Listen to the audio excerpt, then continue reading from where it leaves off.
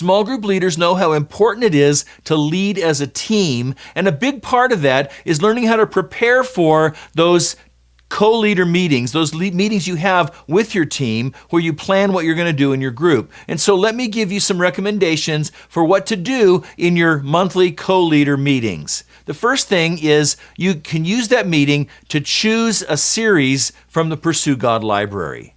Now, many groups use Sermon Link as the default, and that's great. We recommend that, but you don't have to do that. And sometimes you might want to get away from Sermon Link and try something different. There are a lot of other topics and series in the Pursue God library that you can explore together, but it's good to make that decision together with your team. That's one of the reasons you have to have regular meetings to decide what you're going to do next in your small group. Do that together as a team.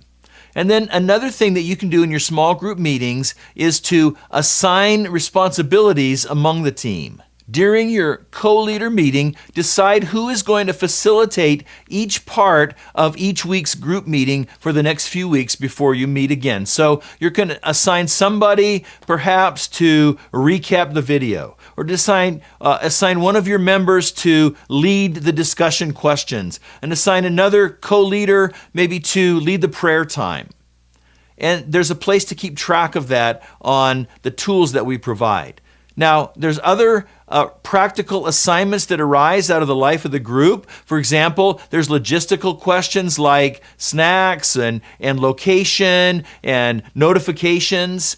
You can assign other team members to take care of maybe special fellowship events, or others to reach out and make a follow-up call, or who's going to mentor what members of the group. All of those are things that you need your co-leader meeting to determine and keep track of. And you can use the team meeting planner and the small group schedule. Those are two worksheets that I'll talk about in a moment that will allow you to keep track of the assignments that you make as you assign different responsibilities among the group.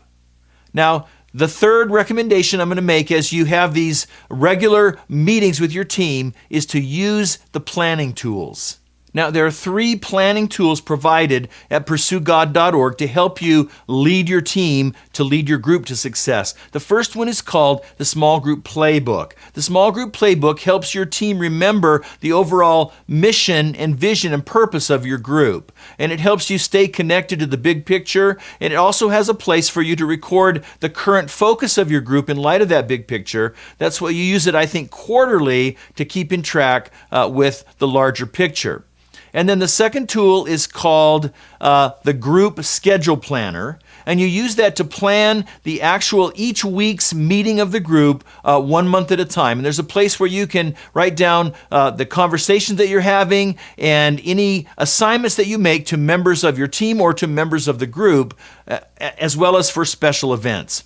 And then the third planning tool that we have is called the Group Meeting Planner. And as a team leader, you use that to plan these monthly meetings of your leadership team, and it's going to help you keep track of 4 key areas in the life of your team. Number 1, you're going to be able to jot down, are there things that we need to evaluate? And secondly, are there some things we need to plan for? Third, are there some things that we need to assign to others? And fourth, is there some training that we need to do? And there's a place there as well to track prayer requests in the group. So make sure you use those core planning tools whenever your group gets together. You don't have to use them all every single time, but make sure you're tracking with those planning tools on a regular basis. And then the final recommendation I have for you as you lead your team is that you take some time to evaluate. It's so easy to get bogged down in planning and implementation week in and week out, but your team really needs to keep the big picture in mind, and you need to help them to do that. And so I recommend that you use the small group feedback form and the group reproduction plan to help you assess where your group is at so that you can see where you need to go in order to achieve your goals. And as you use these different tools and put these different recommendations into practice, then you're going to have some great team meetings. Your team is really going to grow, and that's going to help your group to go full circle.